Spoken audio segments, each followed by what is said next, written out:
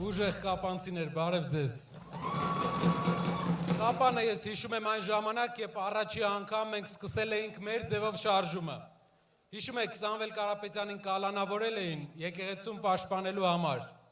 Եվ այդ ժամանակ մենք ստեղծեցինք շարժումը, որը այսօր վերածվել է երկրի գլխավոր ընդդիմադիր քաղաքական ուժի, որ այսօր այդ է ներկայացնում, երկրում փոփոխություններ բերելու։ Այդ ժամանակ գալով Կապան, մենք ստացել ենք մեծ էներգիա, մեծ աջակցություն, որը մեզ օգնել է պայքարի ամբողջ ընթացքում։ Ազնվությամբ եմ ասում, ես միշտ լավ եմ հիշում այդ օրը ու ձեզ ասում եմ, որ այդ օրվա ձեր վերաբերմունքը դեպի մեզ տվեց մեզ մեծ էներգիա բերելու այս փոփոխությունները։ Վերջապես ստեղծելու ընդդիմադիր ուժ, որը կլինի երիտասարդ, մաքուր ձեռքերով, լավ, պրոֆեսիոնալ մարդկանցով կազմած, որ երկրում որակական փոփոխություններ բերեն։ Այս աշխարհում մի հատ օրենք կա։ Եթե դու մեկին մի բան ես ասում, վատ բան ես ասում, դա քեզ հետ է գալիս։ Նա ՀԿ-ին քննադատում էր ուսուցիչներին հանրահավաքին տանելու համար։ Ինքը ուր գնում է ուսուցիչներին, ովքեր իր հետ չեն, ստիպողաբար տանում են հանրահավաքի։ Եվ ոչ միայն պետական աշխատողներին, պետական աշխատողները դա Հայաստանի Հանրապետության ազատ քաղաքացիներ են իրենց հայացքներով։ Եվ ինչ ինքը ասել է, իր գլխին է եկել,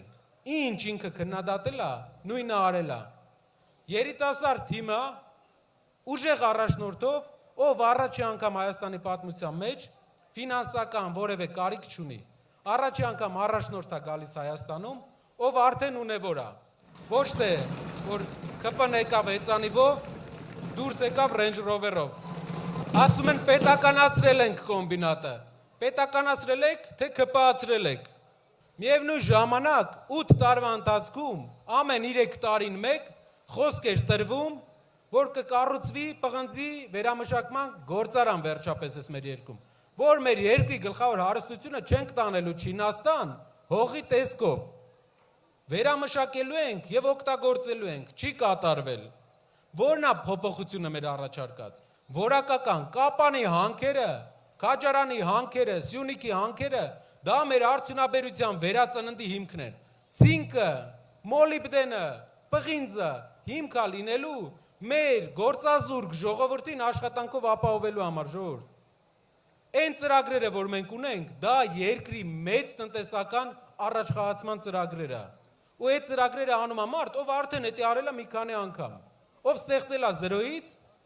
զրոյից հայկական բյուջեի էկվիվալենտ ընկերություն ու զարգացնում է դա։ Երեք այստեղ նաև ներկա էր մեր երկրի պաշտպանության նախարարը, ով ինձ դիմելով խորհուրդներ էր տալիս, ստիպված եմ արձագանքել, չնայած հաճույք չունեմ, բայց արձագանքեմ։ Պարոն Պապիկյան, դու հնարավոր է լավ ասֆալտ անող նախարար ես եղել։ Հնարավոր է լավ ասֆալտ անող նախարար ես եղել։ Շատ ասֆալտ ես արել։ Դու հնարավոր է նաև դրական փոփոխությունների հույսով ես եկել ԿՊ։ Բայց կանգնած քո վարչապետից 3 մետր հեռավորության վրա խոսում ես բանակի ծառայելուց, այն մարդն էլ 3 մետրի վրա խոսում ես վարչապետի տեխնացուի բանակի ծառայելուց, երբ Սամվել Կարապետյանը ծառայել է բանակին, ամենամեծ աջակցությունն է տվել հայկական բանակին։ Քո ղեկավարը չի ծառայել բանակում։ Ապրիլյան պատերազմին մասնակցել է մայիսին։ Հետևն կանգնած ու դեմքն էլ չի փոխվում։ Ինքը չի ծառայել, մեր ղեկավարը ծառայել է, Սամվել Կարապետյանը ծառայել է։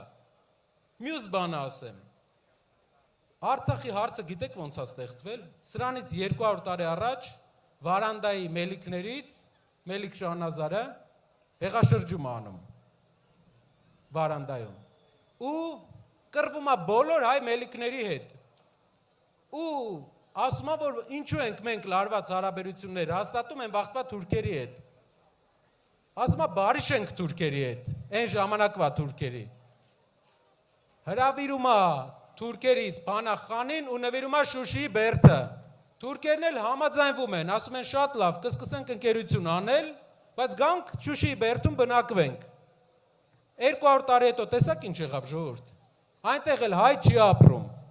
Հիմա մենք ունենք մի նոր Մելիք Շահնազար, ով ասում է խաղաղություն բերեմ, Հայաստանի Սյունիքի դարպասները բացեմ, գան ապրեն ստեղ խաղաղություն լինի։ Լսի, այդ ճամփեն մենք մի անգամ անցել ենք, ու դրա արժեքը կորսված Արցախն է։ Իրանք խաղաղությունը համեմատում են զիջման հետ։ Աշխարհում Ադրբեջանը աշխարհի ամենաուժեղ երկիրը չի։ 83-րդ տնտեսությունն է։ Չի կարելի Ադրբեջանից վախենալ։ Պետք է ուղղակի ունենալ ուժեղ առաջնորդություն, պետք է ուղղակի ունենալ ուժեղ դաշնակիցներ, որ ստեղից 100 կիլոմետր հեռավորության վրա ունենք դաշնակից ուժեղ, ում հետ պետք է ուժեղ աշխատենք։ Պետք է ամբողջ տարածաշրջանի հետ լավ հարաբերություններ հաստատել ու ունենալ երաշխավորված խաղաղություն։ Ոչ թե այս ամենը։ Մելիք Շահնազարի օրինակը մի օրինակ է, երբ հայերը սկսում են խաղաղություն ման գալ, երբեմն դա խառնում են զիջման հետ։ Մենք պետք է չխառնենք դա զիջման հետ։ Մենք պետք է մեր երկիր թույլ չթողենք ոչ 10,000, ոչ 20,000, ոչ 30,000 ադրբեջանցի, որովհետև մենք գիտենք, թե դա ինչ հետևանք ունի։ Իսկ մեր երկրի հարստությունը մեզ հերիք է, մեր սերունդների համար, տասնյակ տարիներ ու հարյուրավոր տարիներ լավ ապագա սարքելու համար։ Մեր երկրի հարստությունը հողի տակից հանում, տանում ենք Չինաստան, տանում ենք այլ երկրներ, որ իրենք հարստանան։ Մենք վերամշակենք, մեր երկիրը հարստացնենք, ուժեղ երկիր ունենանք, ուժեղ Հայաստան։